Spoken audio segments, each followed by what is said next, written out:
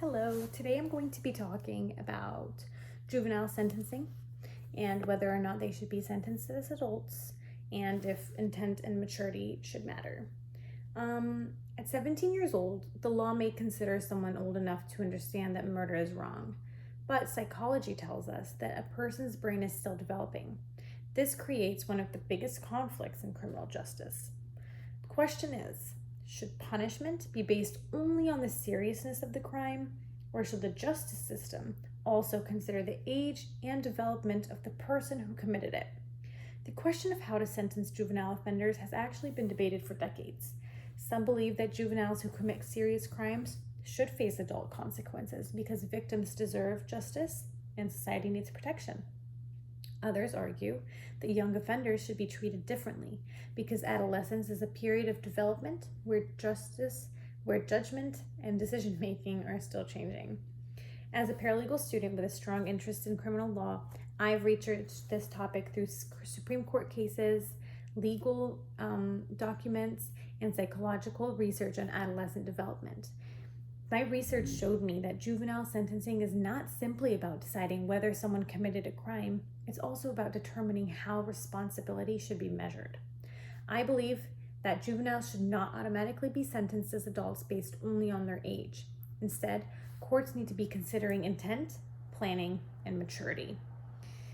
Adolescents don't have the understanding of consequences like adults. Because while young offenders may have the ability to understand right and wrong, their level of judgment can differ from adults. So that's what I want to discuss today. First, I want to start with psychology. Psychology shows that adolescents do not always make decisions the same way adults do. Developmental psychologist Lawrence Steinberg explains in the book Age of Opportunity that teenagers are more likely to engage in risky behavior because areas of the brain connected to self-control, decision-making, and evaluating consequences are still developing. The National Academies of Science also reached similar conclusions in their 2019 report, The Promise of Adolescence.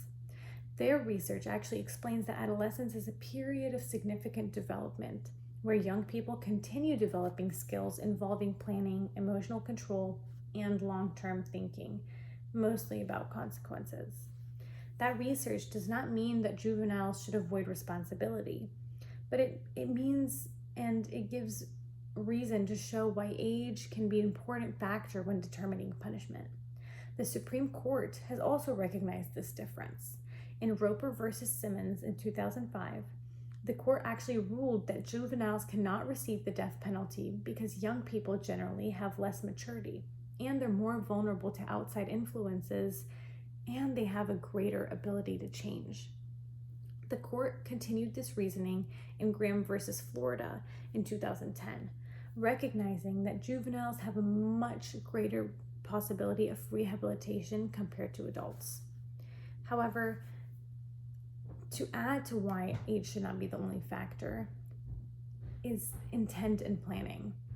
If you had two 16-year-olds, one having went through and planned a whole murder down to the T, and then one that acted out of poor judgment and emotion, can you treat them the same?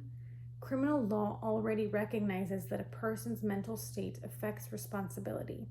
According to Joshua Dressler in Understanding Criminal Law, the concept of mens rea, which is a guilty mind, is important because the law treats intentional actions very different from accidental or careless ones.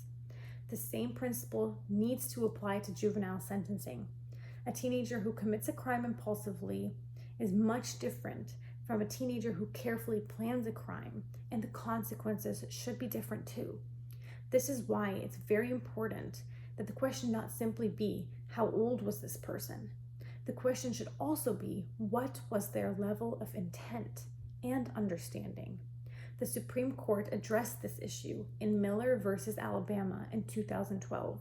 The court ruled that juveniles cannot automatically receive mandatory life without parole because judges must consider the individual circumstances of each case, including the offender's age, background, and possibility of rehabilitation. Now, the court did not say that juveniles can never receive severe punishment. It just emphasized that sentencing should not ignore the differences between juvenile and adult offenders. Finally, individualized sentencing provides the best balance between accountability and fairness.